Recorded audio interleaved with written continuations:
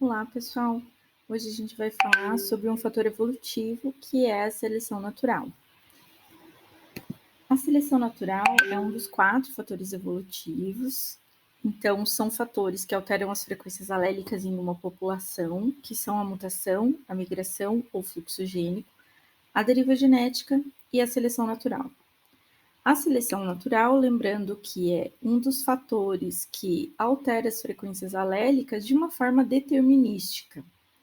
Para a gente garantir que não existam o fator evolutivo seleção natural, a gente tinha que garantir que todos os indivíduos de uma população conseguissem se reproduzir, né, sobreviver e se reproduzir com as mesmas probabilidades. Só que a gente sabe que existem certos genes, né, que afetam algumas características fenotípicas que, na verdade, eles se interferem sim nessa probabilidade dos indivíduos sobreviverem de diferentes formas, né?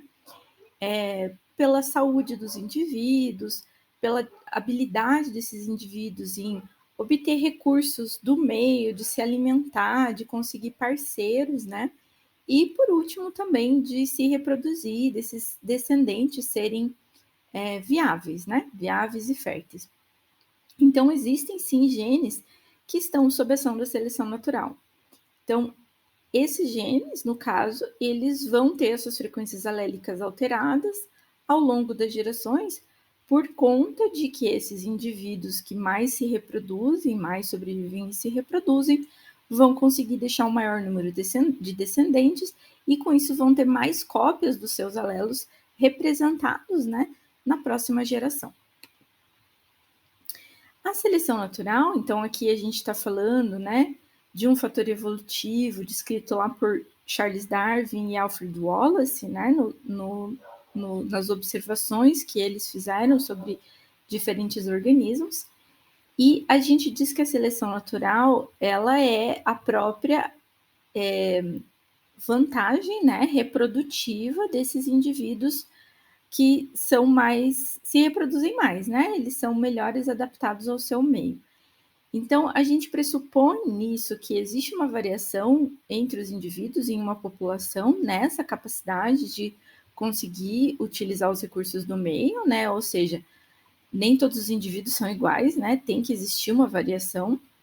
E que essa variação entre os indivíduos, pelo menos em parte, ela é herdável, né? Pelo menos em parte, ela é determinada geneticamente. E isso porque essa variação tem que ser passível de ser transmitida para a próxima geração.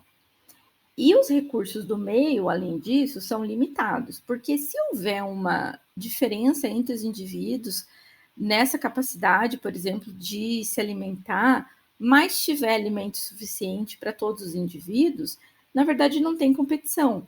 Então, mesmo os indivíduos que não são tão hábeis, né, eles vão conseguir se alimentar, e com isso você não vai criar esse impacto. Então, tem que ter um recurso limitado, seja de alimento, de território, de parceiros sexuais, tem que ter uma diferença de reprodução de fato. E as características, então, que vão propiciar uma maior probabilidade para esses indivíduos se reproduzirem, sobreviverem e se reproduzirem, elas são em parte determinadas geneticamente, e com a maior reprodução desses indivíduos, esses alelos vão aumentar de frequência na próxima geração, porque esses indivíduos estão deixando mais descendentes. A seleção natural, ela atua sobre a viabilidade dos indivíduos, que é essa probabilidade do indivíduo chegar até a idade reprodutiva e, de fato, se reproduzir e deixar descendentes. Então, na verdade, a gente está falando de um ciclo. Indivíduos adultos que produzem gametas, né? Então, sobrevivem até essa idade reprodutiva, produzindo os gametas. Esses gametas, então, que se unem de uma forma aleatória entre os indivíduos na população, formando zigotos, que então sobrevivem também até a idade adulta.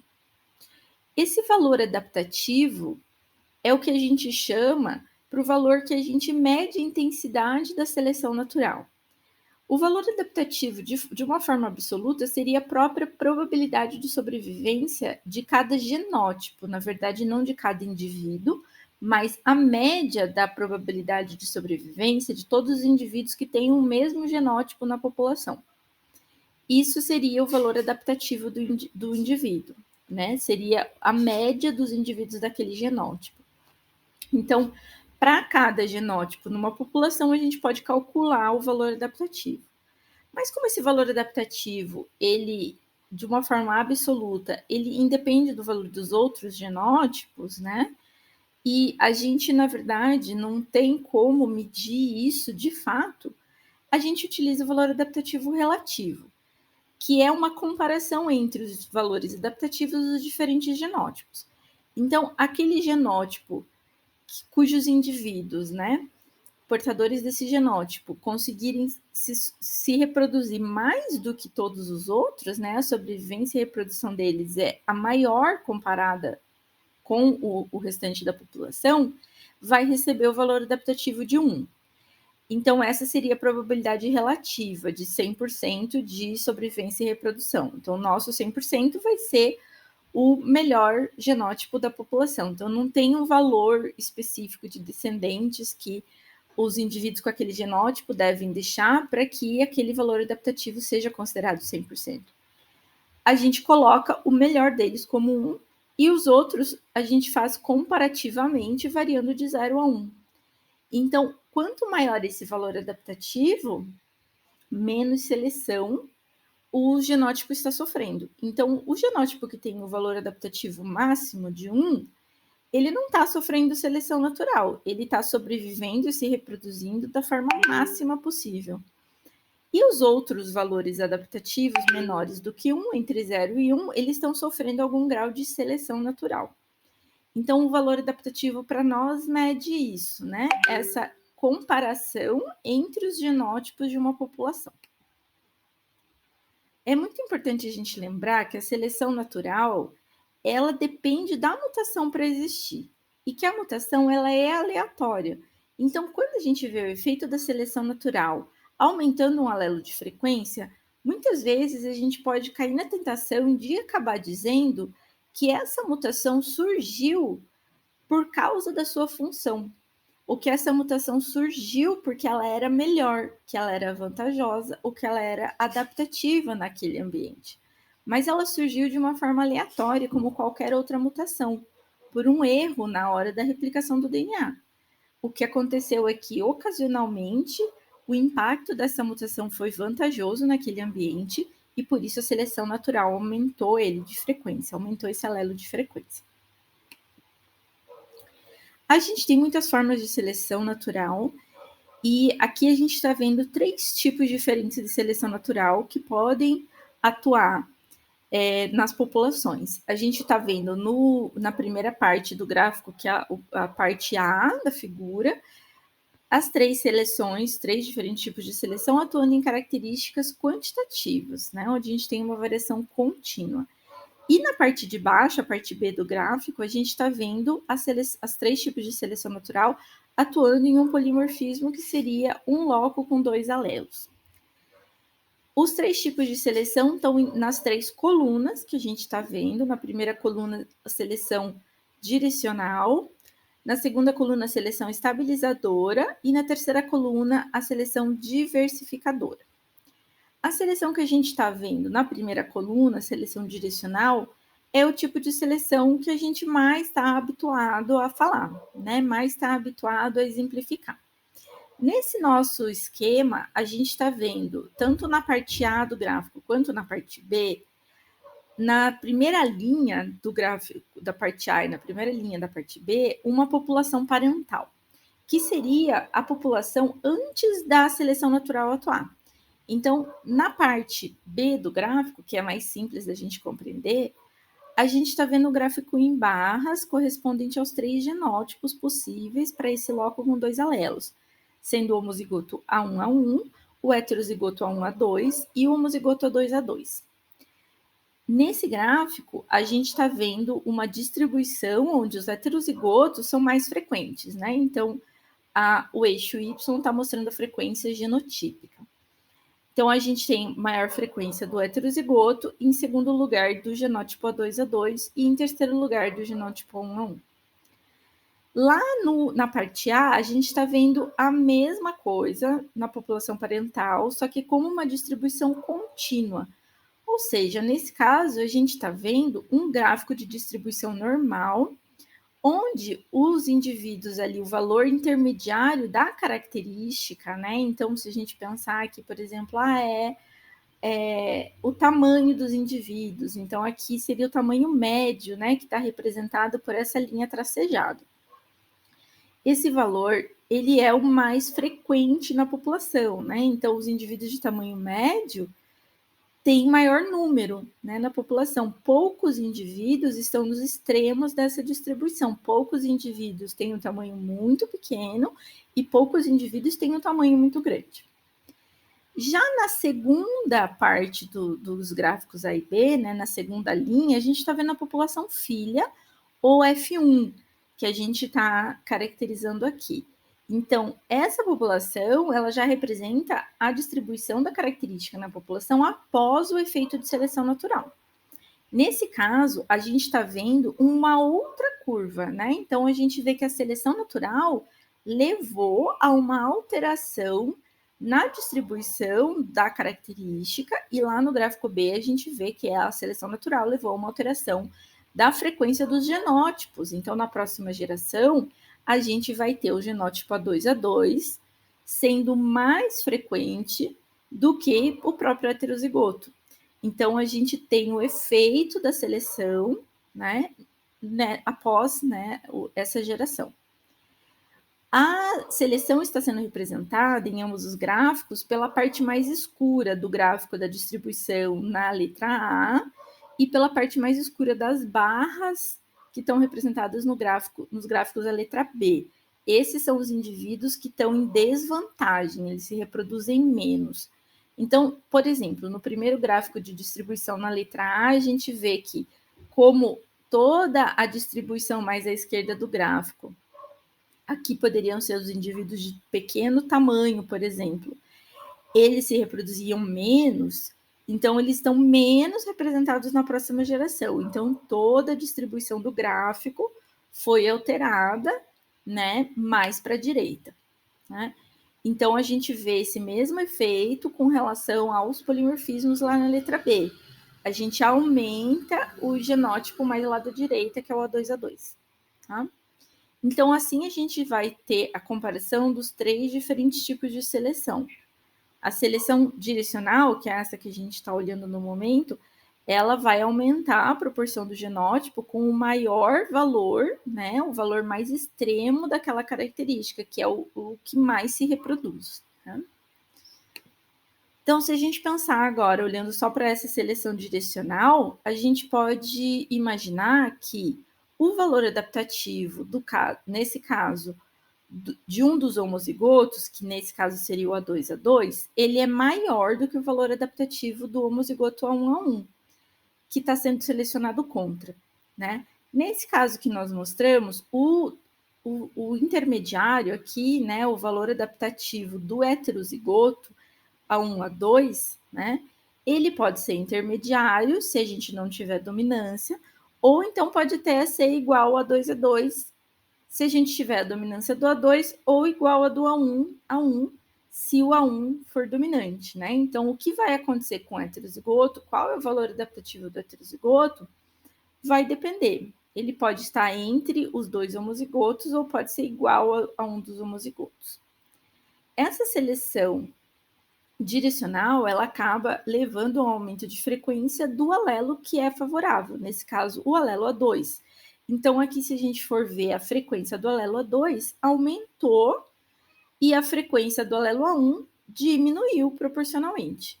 Ao longo do tempo, se a gente continuar com essa seleção, a gente espera que aconteça a fixação desse alelo A2, ou seja, que esse alelo A2 chegue a uma frequência de 100% e o alelo A1 seja eliminado da população. A seleção direcional, ela também pode ser uma seleção positiva. E nesse caso que a gente viu, né, a gente poderia chamar a seleção direcional de positiva ou de negativa. A seleção direcional, a gente chama ela de positiva quando um alelo é mais favorável, né? Ele é melhor do que todos os outros alelos. Se a gente só tiver 2 alelos, comparativamente, um vai ser bom e um vai ser ruim. Mas imagina se a gente tiver 5 alelos diferentes, né? Pode ser que um deles seja melhor do que os outros 5, e, né, do que os outros 4. E aí esse alelo vai aumentar de frequência. Então, essa seleção direcional a gente vai chamar de positiva. Já se a gente tiver um alelo ruim entre 5 alelos, a gente pode ter 4 alelos normais e um alelo ruim. Esse alelo ruim vai tender a ser eliminado da população. Porém, a eliminação desse alelo entre 5 alelos não faz com que haja perda do polimorfismo, porque ainda vão restar 4 alelos.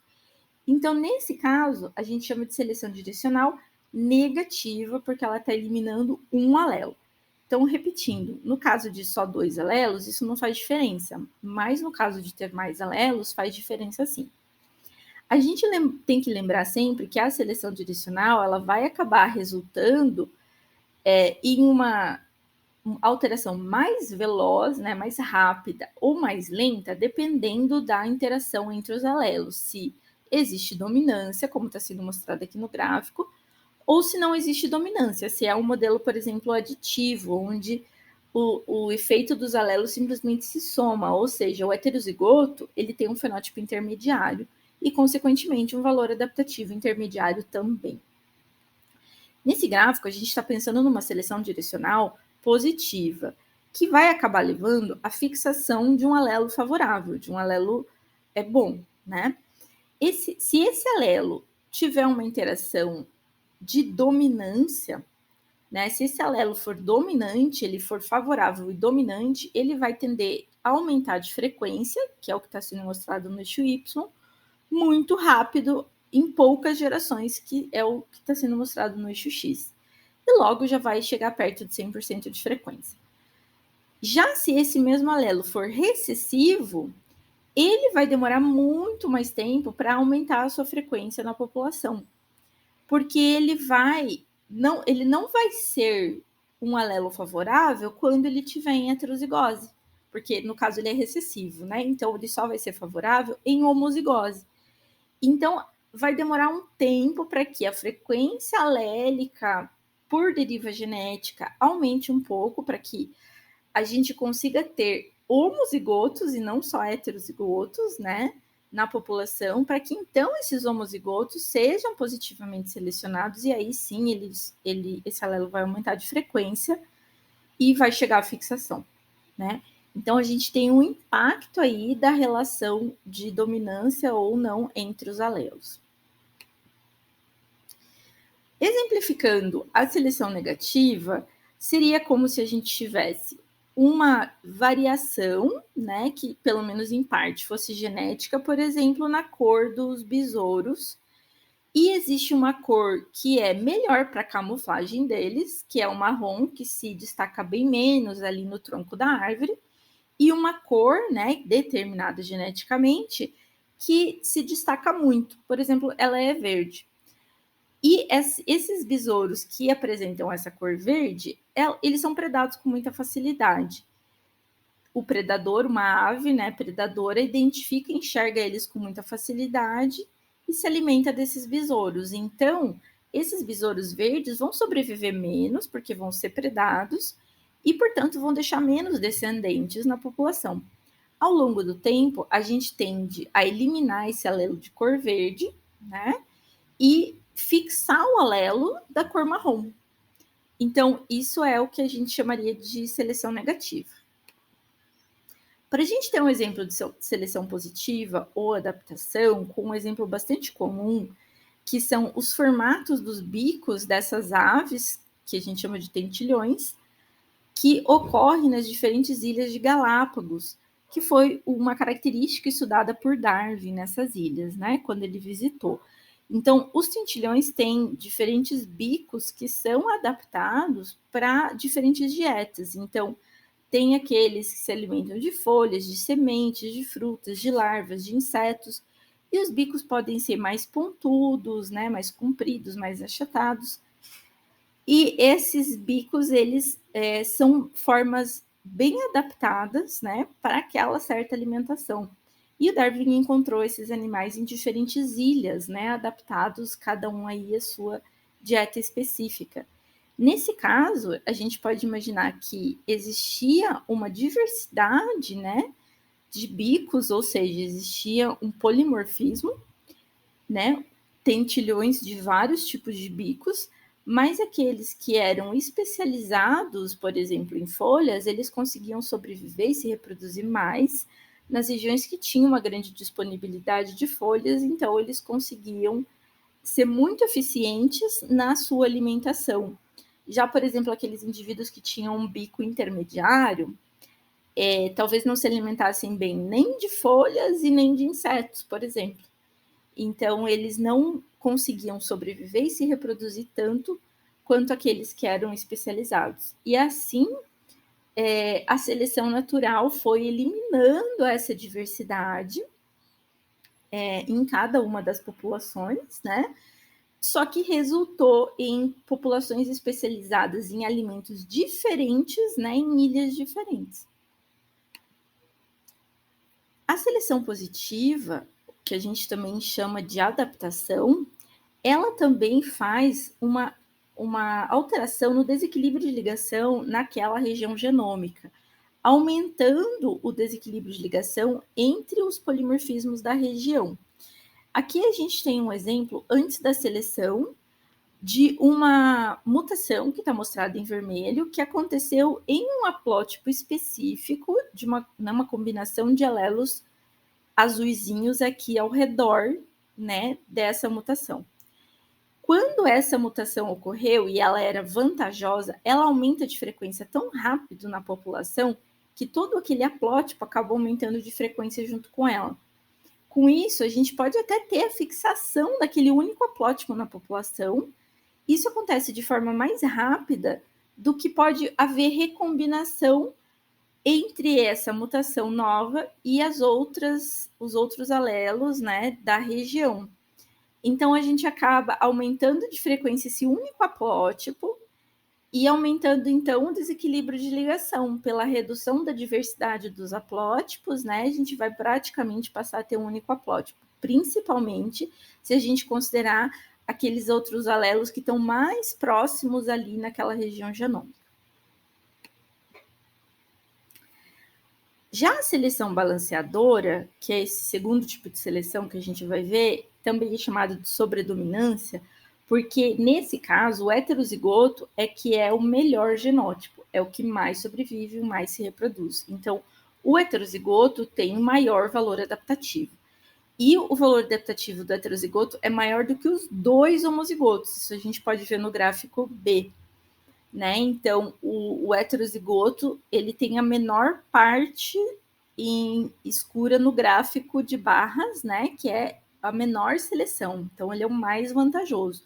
E, então, por consequência, tende a aumentar de frequência. Só que esse heterozigoto tem os dois alelos, né? Então, esse tipo de seleção não vai levar à eliminação de nenhum dos alelos da população, muito pelo contrário, vai levar à manutenção do polimorfismo nas populações.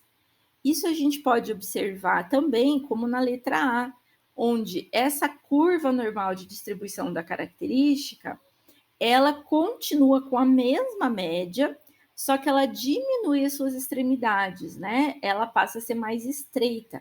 Mais indivíduos que estão ali com o valor médio da característica, menos indivíduos das extremidades. Mas ela não altera a média, ela não leva à perda de diversidade. Então, nem todo tipo de seleção vai levar à perda do polimorfismo e à perda de diversidade, né? Essa seleção aqui é um tipo que vai manter o polimorfismo. Isso é bem exemplificado pela seleção que existe no caso da anemia falciforme.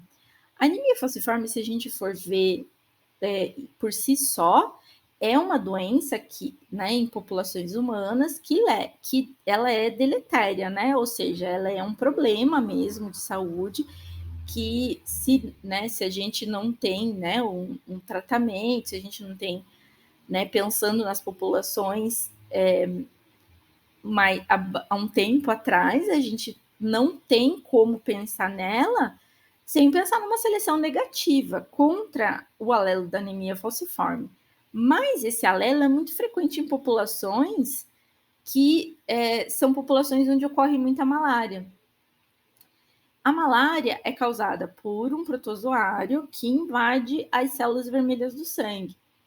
E esse alelo que causa anemia falciforme é um alelo da cadeia beta da hemoglobina, que fica dentro das células vermelhas do sangue, que é responsável pelo transporte de oxigênio.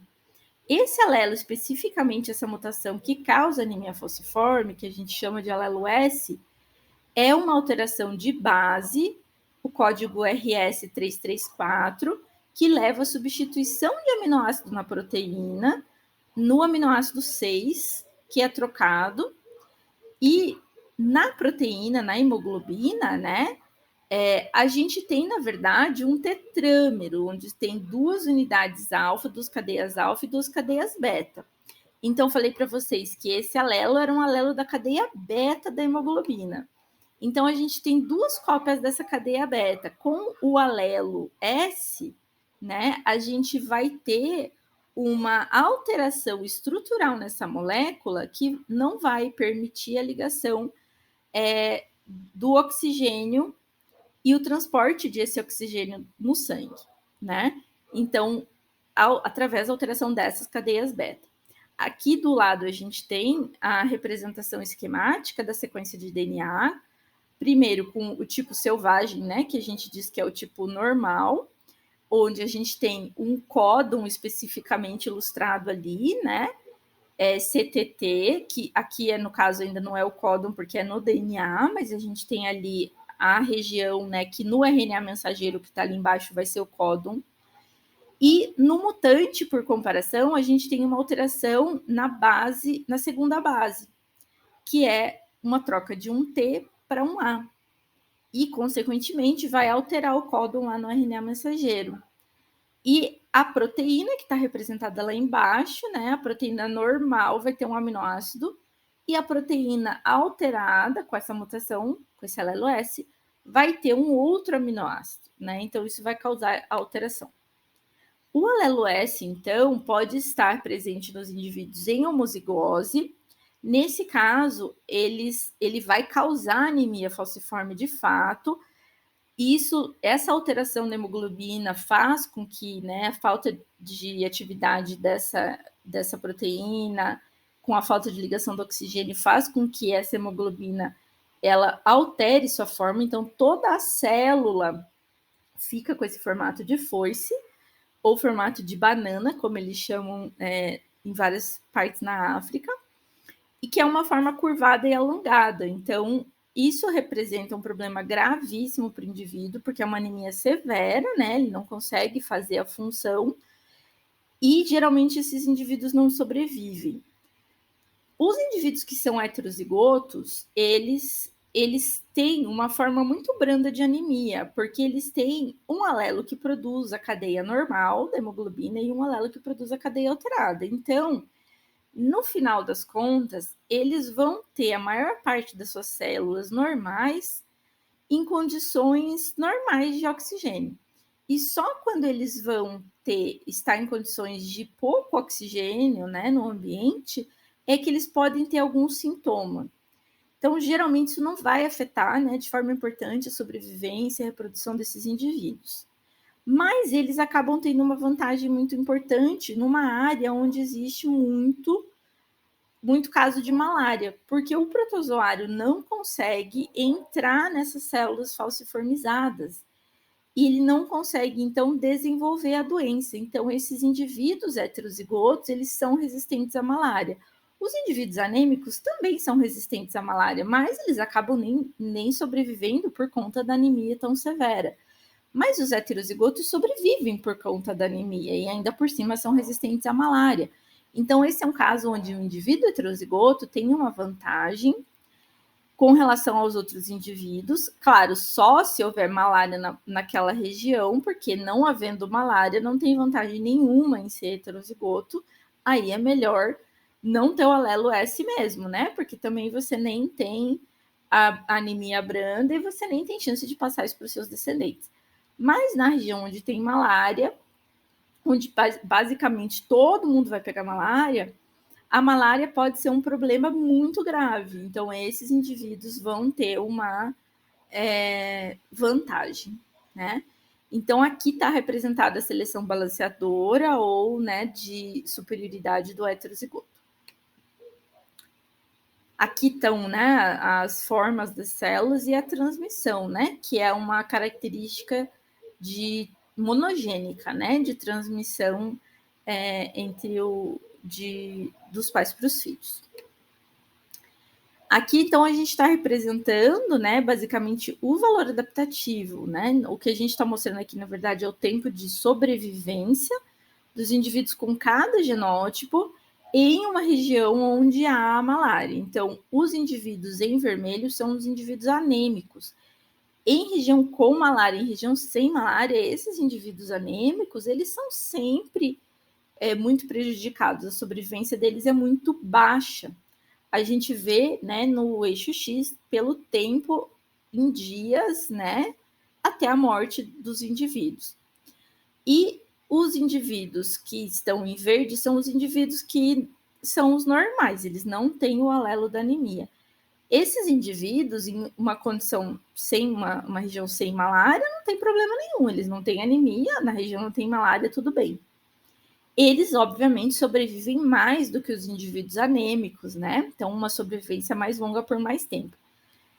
Mas, em comparação com os heterozigotos nessa região de malária, os heterozigotos acabam sobrevivendo ainda mais. Porque os em verde, né, os homozigotos normais, são suscetíveis à malária e os heterozigotos não são, né, são resistentes. Então, a gente tem uma vantagem, onde aqui, nesse caso, o heterozigoto sobrevive mais do que qualquer um dos outros genótipos. E o último tipo de seleção é a seleção disruptiva, ou a seleção que é contra o heterozigoto, que é totalmente o contrário da seleção que a gente acabou de ver. Nesse caso, o heterozigoto é o pior genótipo que tem, é o menor valor adaptativo. Então, se a gente olhar para a parte B do gráfico, a gente vê que o heterozigoto é o que tem a maior proporção ali achurada em escuro no gráfico. A seleção vai contra ele. Ele é pior que os dois homozigotos. E o que vai acontecer, então, com essa frequência, já que o heterozigoto tem os dois alelos, é que, parcialmente, né, em parte, os dois alelos estão sendo eliminados. Mas, no fim das contas, como o heterozigoto está sendo eliminado, mas os dois homozigotos permanecem, a gente acaba mantendo o polimorfismo na população, só que com a diferença de que essa manutenção ela vai ser para os homozigotos. Se a gente olhar para a distribuição da característica, que mostra lá no gráfico A, a gente vai ver que, na verdade, a distribuição da curva da característica na população, essa distribuição normal, vai acabar se dividindo em dois gráficos, vai acabar se dividindo em duas curvas. A gente vai, se a gente continuar, né, com essa seleção, com esse efeito da seleção, a gente vai acabar separando essa população em duas populações, cada uma das populações homozigota para um alelo, cada uma delas sem polimorfismo, mas com alelos diferentes. Então, enquanto isso não acontecer, o polimorfismo vai ser mantido na população, e se a gente continuar né, com o cruzamento entre esses indivíduos homozigotos A1 e homozigotos A2, a gente vai sempre manter o polimorfismo na população, e pode até manter de uma forma simétrica, caso a gente tenha começado com as mesmas frequências alélicas, né? Caso a gente tenha o mesmo valor adaptativo para o A1 e para o A2, a gente vai eliminando o heterozigoto, mas vai mantendo os dois de uma forma simétrica na população. A seleção disruptiva, a gente pode exemplificar por uma característica, por exemplo, onde o heterozigoto, ele tem um fenótipo diferente, né? Isso é um pressuposto, já que o heterozigoto é o pior. Que no caso da cor dos besouros, né? a gente pensar que o heterozigoto, ele tem um alelo de cada, então, por exemplo, metade do corpo dele é verde e metade é marrom. Uma parte é verde, né? Uma parte é marrom. E a gente pensar que os besouros podem ficar no tronco da árvore ou nas folhas. No tronco da árvore, os besouros marrons ficam bem escondidos, nas folhas das árvores, os verdes ficam bem escondidos. Então, os verdes sobrevivem nas folhas, os marrons sobrevivem no tronco, e já esses heterozigotos, que têm parte do corpo marrom e parte verde, não conseguem sobreviver em lugar nenhum, porque o predador identifica eles em qualquer lugar que eles estejam. Então, nesse caso, ser heterozigoto é a pior coisa que tem. O valor adaptativo do heterozigoto é o menor, ele vai ser predado, ele vai deixar menos descendentes, né? Mas os verdes e os marrons vão continuar existindo. Então, a variação genética entre populações, ela pode ser aumentada, né, pela seleção natural ou diminuída pela seleção natural. Se a gente pensar em pressões seletivas parecidas, se a gente pensar em populações que estão em ambientes parecidos, a pressão de seleção desses ambientes vai ser parecida. Então, essas populações tendem a ficar mais parecidas ao longo do tempo, diminuir a diferença genética entre elas por conta da seleção natural para um mesmo ambiente, né? Já se a gente pensar em ambientes diferentes, em populações que estão em ambientes diferentes, sofrendo pressões seletivas diferentes, ao longo do tempo, a seleção natural vai fazer com que elas se diferenciem cada vez mais. Cada uma fique adaptada ao seu ambiente, que é diferente da outra. Então, não tem uma única regra para o que a seleção vai fazer, né? Então, é diferente do que a gente viu com a deriva genética, que a deriva genética, ao longo do tempo, ia sempre levando a diferenciação entre as populações. E a gente tem uma coisa muito interessante, que o que a gente falou aqui, né, de as populações poderem se tornar cada vez mais parecidas por estarem em ambientes parecidos, sofrendo o mesmo tipo de pressão seletiva, que é o que a gente vai chamar de evolução convergente. Nesse caso, são mutações molecularmente diferentes, né? Então, são alterações na sequência de DNA que ocorreram ao acaso aí de forma independente. Então, a sequência pode ser uma outra região do genoma, um outro gene, pode ser um outro alelo, né? Diferente mesmo, mas acaba levando ao mesmo fenótipo, ou um fenótipo muito parecido, ao que ocorre devido a uma outra mutação em uma outra população ou até mesmo em uma outra espécie. Então, se a gente pegar o exemplo dos golfinhos e dos tubarões, eles acabaram se adaptando, ambas as espécies, a um ambiente marinho.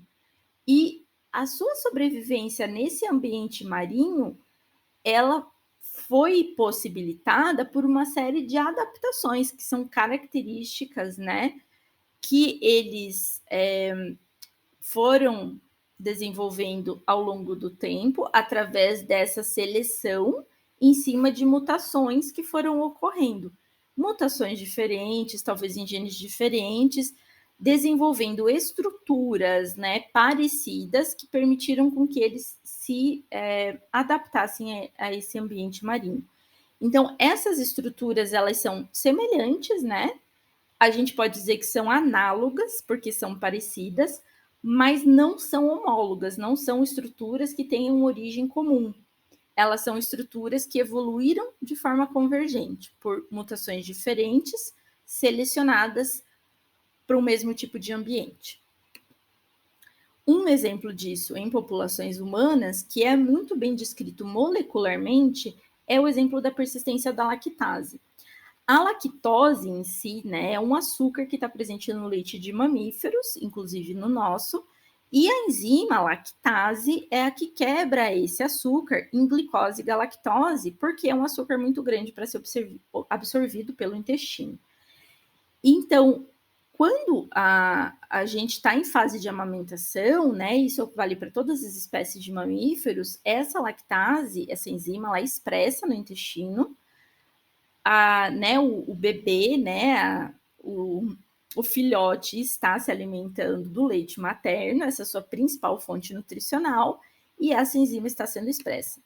Ao longo do tempo, essa enzima para de ser expressa. Só que em algumas populações humanas surgiram mutações em algumas pessoas que faziam com que essa enzima continuasse sendo expressa mesmo na vida adulta. Isso foi chamado de persistência da lactase, ou popularmente como a gente chama de tolerância à lactose. Esses indivíduos que tinham essa persistência, então, eles em populações onde eram populações que criavam animais, né, gado, por exemplo, e tinha esse leite desses animais disponíveis para ser consumido na vida adulta, né? Essas pessoas conseguiam consumir o leite e digerir o leite, diferente da maioria dos indivíduos que não conseguia e quando tentava tomar o leite, acabava apresentando esses sintomas da intolerância à lactose, que é a lactase se acumular no intestino, a lactose, perdão, se acumular no intestino, porque não tem enzima para quebrar ela. Então, o intestino não absorve isso pela parede e fica lá fermentando, gerando gases e diarreia, e dores, vômito, náuseas, né? Então, tem uma série de sintomas e impede também a absorção de outros nutrientes da alimentação, porque o intestino está aqui todo prejudicado. Então, isso aconteceu independentemente, né? Mutações diferentes que aleatoriamente surgiram em diferentes populações no mundo. E o que aconteceu é que, especificamente em populações onde essas populações começaram a criar animais e então se alimentar de leite, ter essa mutação foi muito, muito importante. Então, teve uma pressão de seleção muito grande. Essas mutações aumentaram de frequência nessas populações. Isso aconteceu independentemente na Europa, na África e no Oriente Médio. E essa frequência dessas mutações, então, aumentou muito nessas populações. Já em outras populações não houve essa pressão de seleção, porque não houve uma criação de animais, então o alimento, né, a alimentação não dependia do leite, né? Então não tinha essa pressão de seleção. Então, molecularmente, essas mutações estão localizadas na região antes do gene da produção da enzima lactase, né? Então tem aqui o exon 1 do gene da lactase, mais à direita, e a região promotora dele, que é a região, né, onde se ligam as proteínas que fazem a transcrição desse gene. E bem antes lá tem uma região que é o acentuador, é um enhancer, né? Aumenta a expressão desse gene. Coincidentemente, essa região acaba ficando dentro de um intron de um outro gene, que é o MCN6, mas que não tem nada a ver com a história, que aqui, na verdade, essa região está importando para a gente, porque é uma região que liga proteínas, que vão, então, esse DNA vai se dobrar e essas proteínas vão interagir com proteínas que estão ligadas lá no promotor, fazendo com que a expressão desse gene da lactase continue por toda a vida. Aqui a gente tem destacadas 4 mutações diferentes, todas estão próximas aqui na mesma região, né? Que são todas mutações de diferentes países, de diferentes regiões do mundo, né? Então a gente vê uma mutação europeia apenas, e as outras mutações, né, ocorrendo na África e na Arábia Saudita, né? Então a gente tem mutações diferentes que levam ao mesmo fenótipo de persistência da lactase.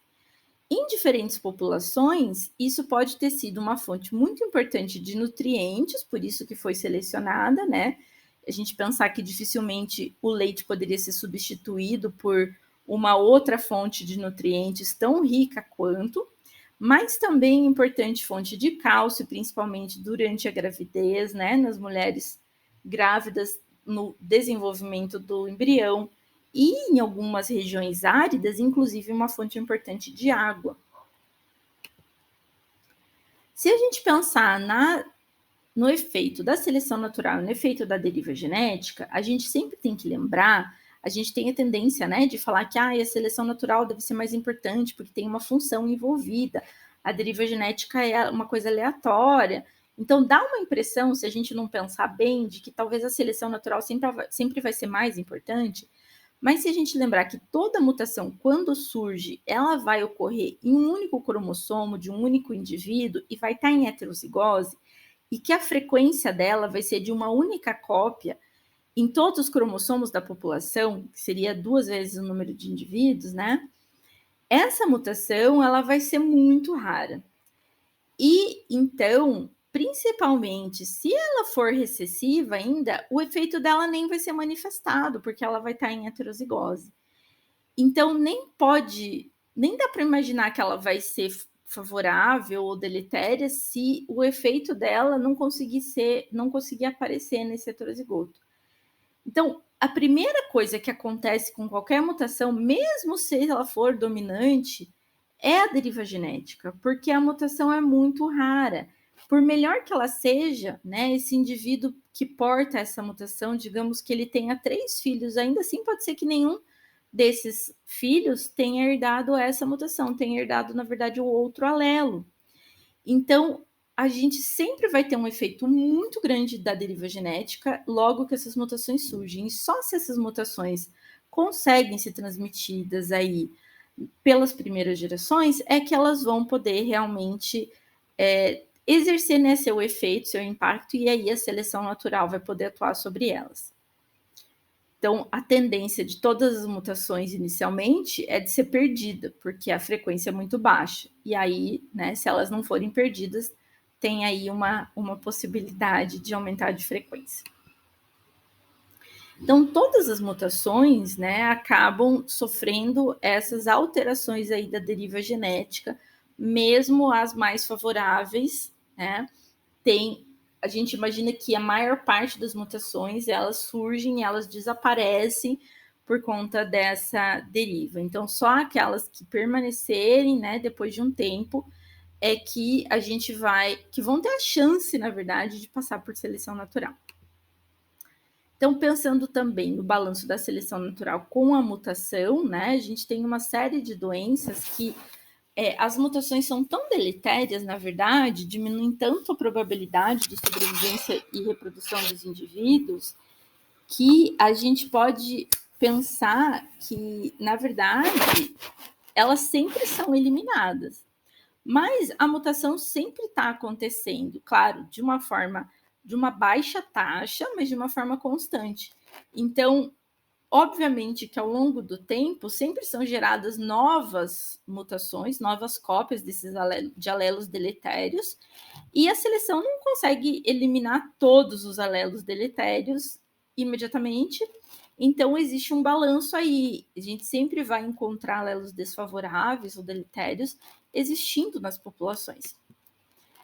Se a gente pensar numa seleção né, que a gente tem aí um alelo recessivo e a gente pensar nessa seleção contra esse alelo, né, a gente vai ter nesse equilíbrio de mutação e seleção, né, a gente vai ter a frequência do genótipo recessivo, que é o Q ao quadrado, vai ser a taxa de mutação com que ele surge, com que ele é gerado, dividido pela taxa de seleção, coeficiente de seleção S, que é o contrário do valor adaptativo, né? Se o valor adaptativo é 1, o coeficiente de seleção é 0. Se o valor adaptativo do genótipo é 0,8, o coeficiente de seleção é 0,2, por exemplo, né? Sendo que essa taxa de mutação é a taxa de mutação específica para a geração daquele alelo, né? Então, para as características que são letais, né, digamos que a seleção natural é implacável, né, a gente, na verdade, vai ter que a existência dessa característica, desse genótipo, vai ser igual à taxa de mutação mesmo. Né? Então, a gente pode acabar observando apenas aquelas mutações que foram geradas naquela geração. Então, é isso, gente, sobre a seleção natural. Até a próxima.